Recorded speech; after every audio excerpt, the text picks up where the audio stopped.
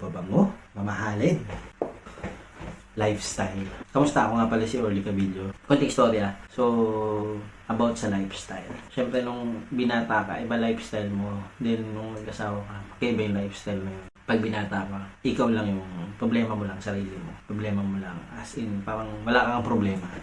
Parang pinaproblema mo lang. Paano, yung mag-happy-happy ka lang. Yun lang yung problema mo ng mga panahon yun. Wala ka pang goal. Ako, aminado ako, wala akong direksyon ng mga panahon. Pagka tapos ko ng sa pag-aaral, then pumasok sa mundo ng pagtatrabaho. Pero, yung lifestyle mo nun, parang wala kang problema. Parang yun yung ano mo dun, kaya mong bilhin kahit ano.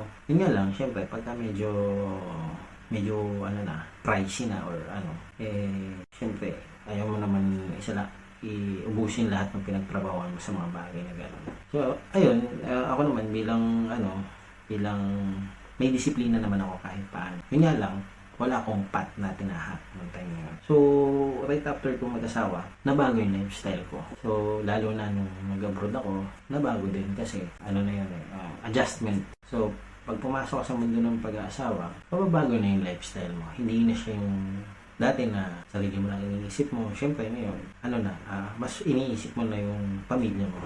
Mas importante na sila kaysa sa sarili mong pangangailangan. So, ayun, nung mga panahon na yung lifestyle namin, okay naman, medyo, kasi nasa abroad naman nga, kaya nga, kwento ko dati, mas siguro yung na-uplift mo yung lifestyle mo pag nasa abroad ka, compare kung nasa Pilipinas ka. So, by the grace of God, nakuha ko naman yung pamilya ko dito sa bansang pinagtatrabahoan ko. So, ayun, medyo mais naman kami. So, pero, yun nga, pagpasok mo sa mundo ng pag-aasawa, medyo yung lifestyle mo na bago, at the same time, nagkaanak kayo, then nadagdagan pa yung anak mo.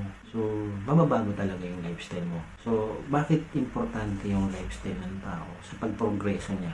Bakit nga ba hindi ka dapat nagbabago o nag-i-increase ng lifestyle kung kahit kaya? So, ito yung mga aspeto na na-realize ko during the process na from single then to married life. So, hindi ka pwedeng basta-basta mag-increase kahit kaya mo ng lifestyle mo kasi iisipin mo yung future mo. Yun yung number one. Isipin mo yung future mo. Bakit? Siyempre, hindi lang naman na ikaw yung gumagalaw, di ba? Meron ka ng asawa at saka mga anak na responsibilidad. So, ayun yung mga bagay na. So, you will think of future. Hindi mo na yung tipong kahit kaya mong bilhin ito tapos millionaire na o mga later. So, hindi naman tayo. Una-una, future. Number two, siyempre ayaw mo security. In a way na masecure mo yung pamilya mo.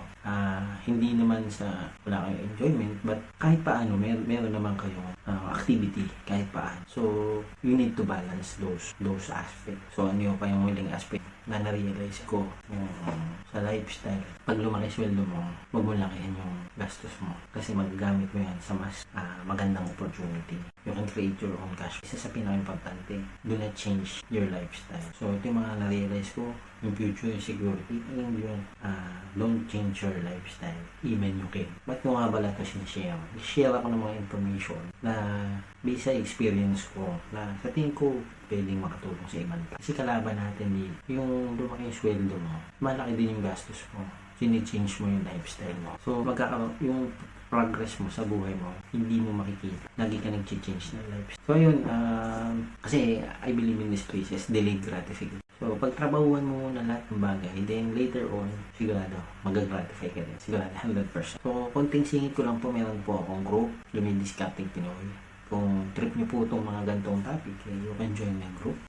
Talakayin po natin lahat ng bagay na pwedeng magpa-online. So, ano po, singin ko lang po, meron po akong side hustle sa Philippines, sales agent and real estate agent ng insurance and property. If you're interested, just PM me. Promote ko na rin po yung maliit na store. Marami pong tinda dyan, paparating. So, ano po, yun lang po. Pagpalang araw po sa inyong lahat. Kalas!